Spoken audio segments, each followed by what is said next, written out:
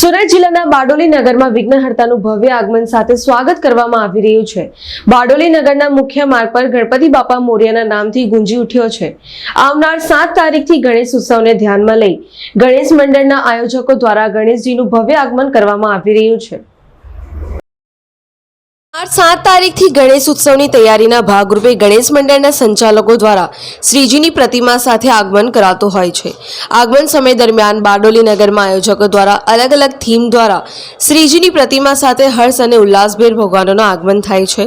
બારડોલી નગરના ગણેશ મંડળ આયોજકો દ્વારા શ્રીજીનું આગમન સમય દરમિયાન અલગ અલગ નવી થીમ લાવી રહ્યા છે। ગણેશ મંડળના આયોજકો દ્વારા શ્રીજીના આગમન માટે લાવવામાં આવેલા આંતરરાષ્ટ્રીય મહિલા ઢોલ ગ્રુપે બારડોલી નગર માટે આકર્ષણનું કેન્દ્ર બનવા પામ્યું હતું। બારડોલી નગરમાં કાયદો અને વ્યવસ્થા જાળવવા માટે ચુસ્ત પોલીસમાં ખડકી લેવામાં આવ્યો હતો।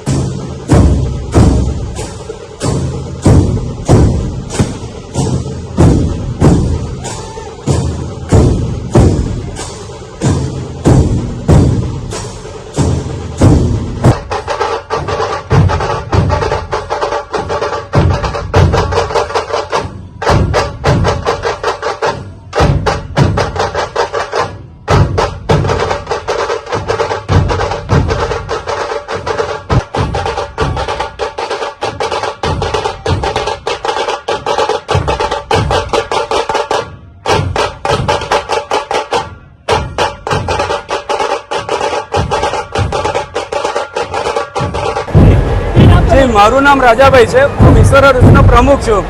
અમે 2015થી શરૂઆત કરેલું છે ગણપતિ। આજે 2024 છે। અમે દર વર્ષે કંઈ ને કંઈ નવી થીમ લાવીએ છીએ। ગયા વર્ષે અમારી થીમ હતી અઘોરી અને હનુમાનજી। આ ફેરી અમારી થીમ છે જે શ્રી મુદ્રા જે ઇન્ટરનેશનલ ગ્રુપ છે પુણેથી આવેલું છે। માટીની મૂર્તિ એટલા માટે કે ભાઈ પાણીમાં પ્રદૂષિત રહે અને પીઓપીની મૂર્તિ જલ્દી ઓગળાય નહીં એમ લોકોની કે ભાઈ મારી અપેક્ષા છે કે ભાઈ માટીની મૂર્તિ રાખો તો વધારે સારું। Bureau report, Jansakshi news, Bardoli.